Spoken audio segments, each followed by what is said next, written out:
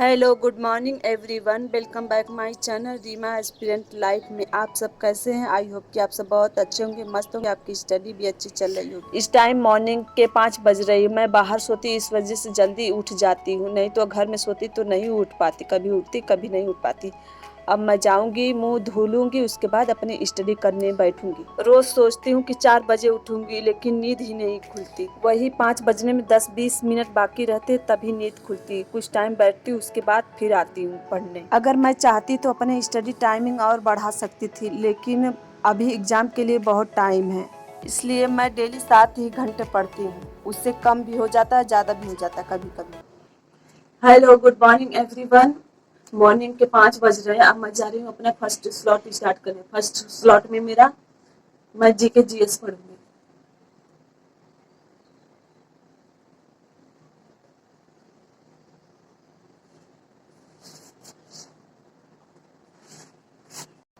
मेरे first slot में मैं जीके जीएस से गांधी युग पढ़ रही हूँ। आज मेरा लास्ट डे है, आज मेरा गांधी युग कंप्लीट हो जाएगा।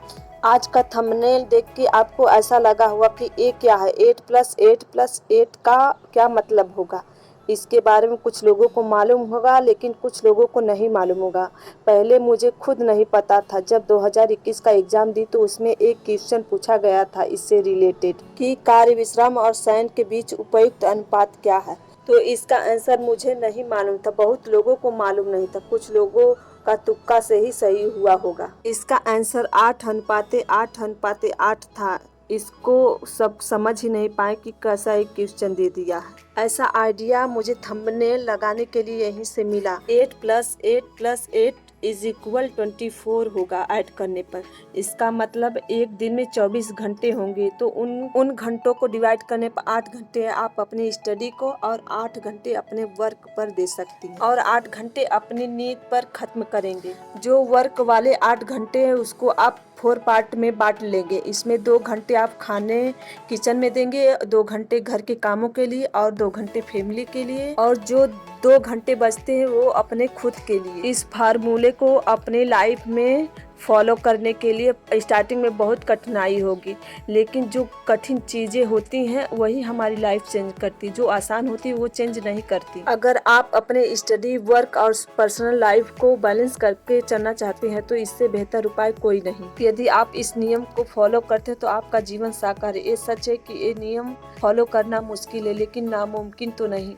बुरी आदतें आसानी से नहीं जाती, लेकिन किसी अच्छी आदत को सीखना मुश्किल नहीं होता। अगर आप इस नियम को सीख जाते हैं और इसे पूरी तरह से फॉलो करते हो तो सच मानिए आपकी स्टडी लाइफ और आपकी लाइफ बैलेंस हो जाएगी। जो चीज़ें हमें बहुत कठिन लगती वही चीज़ें हमारी लाइफ चेंज करती है। अगर हमें इस फार्मूले को अपने लाइफ में ऐड करना तो इसके लिए सबसे ज़रूरी होता है डिसिप्लिन। अगर हम डिसिप्लिन से काम करेंगे तभी ये फार्मूले को फॉलो कर पाएंगे। शुरुआती समय में इसे फॉलो करना बहुत मुश्किल हो सकता है, लेकिन अगर आप ठान ले तो ये नियम फॉलो करना ही करना है तो सच मानिए आपको इसका लाभ कुछ ही दिनों में दिखना शुरू हो जाएगा। अगर जिसको बहुत काम है, जिसके बच्चे हैं, उन सबको वो चाहे तो अपने टाइम को मैनेज करके चलें तो उन सबके पास 3-4 घंटे तो स्टडी के लिए मिल ही जाएगा, लेकिन अगर वो चाहें तब। आज के समय में लोग ज़्यादा से ज़्यादा टाइम अपने मोबाइल को चलाने में ख़त्म कर देते हैं, तब कहाँ से वो अपने टाइम को मैनेज कर पाएंगे, अपने वर्क को मैनेज कर पाएंगे, स्टडी को कहाँ से मैनेज कर पाएंगे। आज हम अपने समय को बर्बाद कर रहे हैं, कल यही समय हमें बर्बाद कर देगा। हमारे पास टाइम नहीं रहेगा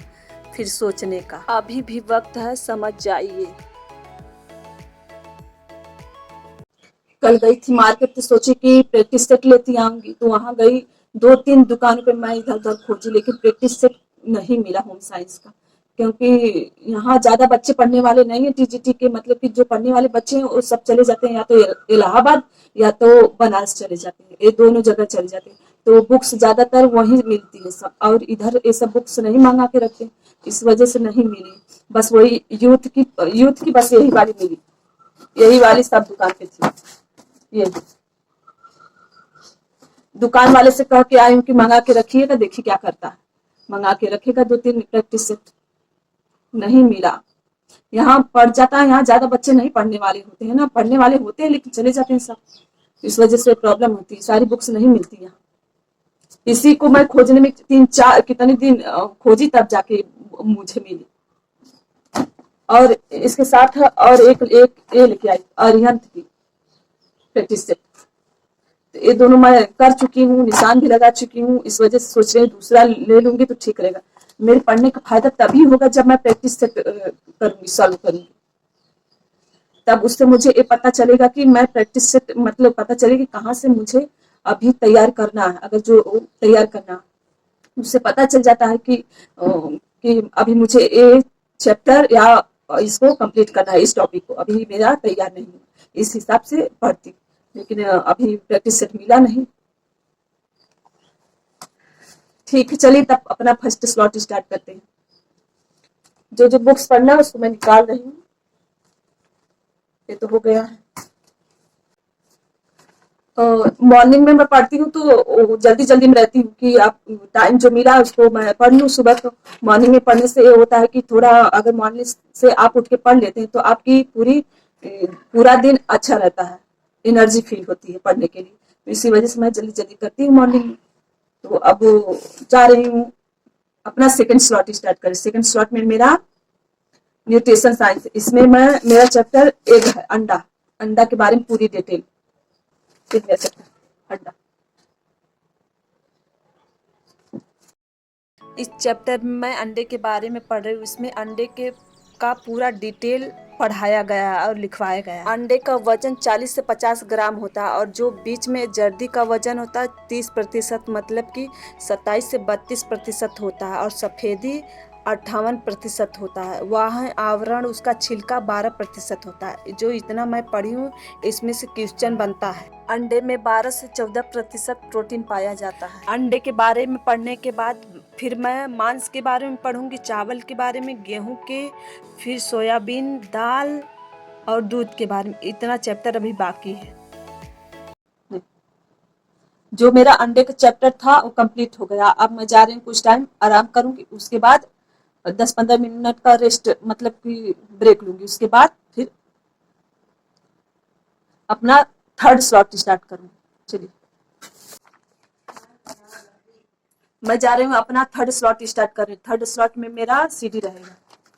सीडी में मेरा चैप्टर, सीडी में मेरा अभी वही चैप्टर है। सीडी में जो मैं मातृकला एवं शिशु कल्याण के बारे में चैप्टर है। तो ये चैप्टर बहुत बड़ा है। तो अब मैं जा रही हूँ जो मतलब कि प्रसव के बारे में पूरा पढ़ चुकी हूँ। अब मैं जा रही हूँ गर्भस्थ शिशु का विकास, गर्भस्थ शिशु का विकास के बारे में, मतलब जितने मतलब होते हैं परिवर्तन, उसमें चेंजिंग होते हैं जब जब भ्रूण से स्टार्ट होकर मतलब जब बच्चा बड़ा होता है तब तक का मतलब पूरा प्रोसेस इसमें लिखाया गया है पूरा। तो वही मैं पढ़ूंगी। ये चैप्टर बहुत बड़ा था। अभी इसको 2 दिन लगेगा कंप्लीट करने में। चलिए स्टार्ट करते हैं। बाहर बहुत आवाज़ हो रही है, सब कर रहे हैं। घर वालों को तो मना कर देती हूँ, मान जाते हैं, लेकिन बाहर वालों को कैसे मना कर सकती हूँ। गर्भस्थ शिशु का विकास 3 पार्ट में होता है। पहला होता है जाइगोट, डिम्बावस्था, बीजावस्था। दूसरा होता है भ्रूणावस्था। फिर तीसरा होता है गर्भस्थ शिशु अवस्था। इस चैप्टर में बहुत कंफ्यूजन होती है। अगर इसमें वजन पूछा जाता है, कितने घंटे नींद लेते हैं, कितने बार सांस लेते हैं और कितनी बार नाड़ी उनकी चलती है, ऐसे क्वेश्चन बनते हैं इस चैप्टर से। आज ये चैप्टर मेरा कंप्लीट हो जाएगा। मेरा थर्ड स्लॉट सीडी वो कंप्लीट हो गया। अब मैं जा रही हूँ बाहर। इस टाइम 5 बज रहे हैं। अब उसके बाद कुछ टाइम आराम करूंगी, फिर उसके बाद थोड़ा घूमूंगी, फिर उसके बाद खाना बनाऊंगी, फिर अपना काम फिर स्टार्ट करूंगी। चलिए अब मैं जा रही हूँ बाहर, थोड़ी देर बैठूंगी, उसके बाद जो भी काम है उसको करूंगी। कल हम लोगों के यहाँ वोट पड़ेगा। आप लोगों के यहाँ वोट कब है कि हो चुका? 2-3 साल मैं वोट नहीं दी, इस वजह से मेरा इसमें नहीं है। मेरा नाम काट दिए सब।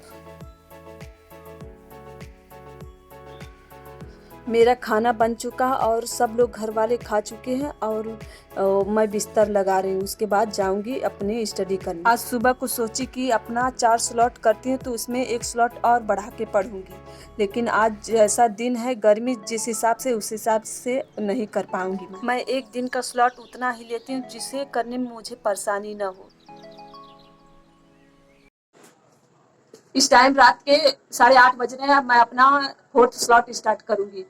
सोची कि आज एक स्लॉट और बढ़ा के पढ़ूंगी, लेकिन आज बहुत गर्मी है, इस वजह से नहीं पढ़ूंगी। बहुत गर्मी हो रही है, जैसे लगता है कि फैन की हवा एकदम कुछ असर नहीं कर रहा है। तो मेरे 4th स्लॉट में ह्यूमन फिजियोलॉजी है और इसमें मेरा चैप्टर श्वसन तंत्र रहेगा। चलिए स्टार्ट करते हैं तब। इसमें मेरा चैप्टर श्वसन तंत्र है। इस चैप्टर से भी बहुत बार एग्जाम में क्वेश्चन बना है। जब मनुष्य सांस लेते हैं तो नाइट्रोजन 78%, ऑक्सीजन 20% और कार्बन डाइऑक्साइड 0.03%, जलवाष्प 0.5% लेता है। लेकिन जब उसको वापस बाहर निकालता है तो साथ में नाइट्रोजन 78% छोड़ता है, ऑक्सीजन 77% और कार्बन डाइऑक्साइड 4%। मैं इसको इसलिए बता रही हूँ कि इसमें से क्वेश्चन बना है, लेकिन जितना % मतलब सोखता है उतने ही प्रतिशत सब बाहर नहीं निकालते। जैसे नाइट्रोजन तो उतना ही निकालता है, लेकिन ऑक्सीजन 70% बाहर निकालता है, उसका 3% अंदर सोख लेता है। आज का मेरा टारगेट कंप्लीट हो गया। मुझे इसलिए अपना टारगेट कंप्लीट करने में आसानी होती क्योंकि मैं पहले से ही अपना सब्जेक्ट लिख चुकी हूँ।